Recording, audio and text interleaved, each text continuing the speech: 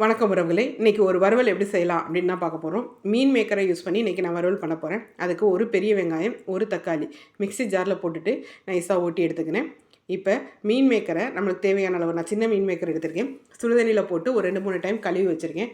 ஒரு பேனை வச்சுட்டு 2-3 ஸ்பூன் எண்ணெய் போட்டுட்டு அதில் கொஞ்சோண்டு ஒரு 1/2 ஸ்பூன் சோம்பு போட்டு அதை பொரிய விட்டுக்கோங்க. அந்த சோம்பு பொரிஞ்ச உடனே நம்ம க்ளீன் பண்ணி வச்சுருக்க மீன் மேக்கரை அதில் போட்டுட்டு 1/2 ஸ்பூன் இஞ்சி பூண்டு பேஸ்ட்டு, தேவையான அளவு உப்பு, நம்ம அரைச்சி வச்சுருக்கிற வெங்காயம் தக்காளி பேஸ்ட்டு இதை போட்டுட்டு கொஞ்சம் கிளறி விட்டுக்கோங்க.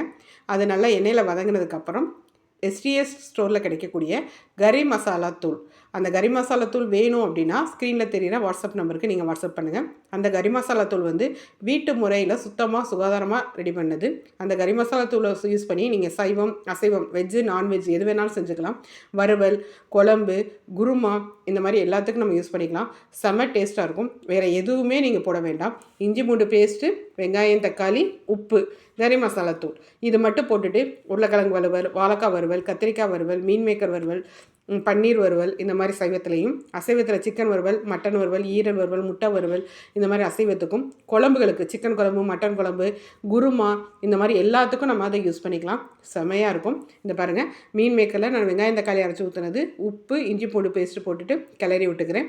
இது கொஞ்சம் வதங்கினதுக்கப்புறம் அந்த கரி மசாலா தூள் போட்டுட்டு ஒரு 3 நிமிஷம் வச்சு இறக்குனீங்க அப்படின்னா செம்மையான மீன் மேக்கர் வறுவல் ரெடி. இது எல்லா சாதத்துக்கும் சூட்டபுளாக இருக்கும். தயிர் சாதம், ரச சாதம், சாம்பார் சாதம், வெரைட்டி ரைஸ் எல்லாத்துக்குமே சூப்பராக இருக்கும். ஒரு 5 நிமிஷத்தில் நீங்கள் ரெடி பண்ணிடலாம். வேறு எந்த தூளுமே தேவையில்லை. இந்த கரி மசாலா தூள்லேருந்து ஒரு 1.5 ஸ்பூன் நீங்கள் போட்டுட்டு கிளறி விட்டு இறக்குனீங்க அப்படின்னா கமகமனு ரொம்ப செம்ம டேஸ்டியான நல்ல கிரேவியான ஒரு மசாலா வறுவல் ரெடி ஆயிரும். இந்த மசாலா வேணும் அப்படின்னா ஸ்க்ரீனில் தெரியல வாட்ஸ்அப் நம்பருக்கு நீங்கள் வாட்ஸ்அப் பண்ணி ஆர்டர் பண்ணிக்கலாம். இந்த மசாலா யூஸ் பண்ணி நீங்கள் எல்லாமே ட்ரை பண்ணலாம். எங்கள்கிட்ட ஒரு டைம் ஆர்டர் பண்ணி வாங்கி ட்ரை பண்ணி பாருங்கள். இந்த மீன் மேக்கர் மசாலா போட்டுட்டு அந்த மசாலா வந்து மீன் மேக்கரில் சேர்கிற அளவுக்கு ஒரு 5 நிமிஷம் கூட தேவைப்படாது. ஒரு 3 நிமிஷம் மட்டும் நீங்கள் கிளறி விட்டு இறக்குனீங்க அப்படின்னா மீன் மேக்கர் வறுவல் ரெடி. இது ரச சாதம், தயிர் சாதம் பாருங்கள், பார்க்குறப்ப எவ்வளோ சூப்பராக இருக்குன்னு பாருங்கள். செம்மையாக இருக்கும். வாங்கி ட்ரை பண்ணி பாருங்கள்.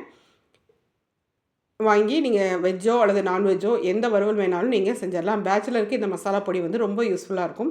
பிகினர்ஸ்க்கும் ரொம்ப யூஸ்ஃபுல்லாக இருக்கும். வாங்கி ட்ரை பண்ணி பாருங்கள். வீட்டில் இந்த மசாலா யூஸ் பண்ணி செஞ்சு கொடுத்தீங்க அப்படின்னா டேஸ்ட்டு சூப்பராக இருக்குன்னு எல்லோரும் சொல்ல ஆரம்பிச்சிடுவாங்க. வாங்கி ட்ரை பண்ணுங்கள். தேங்க்யூ.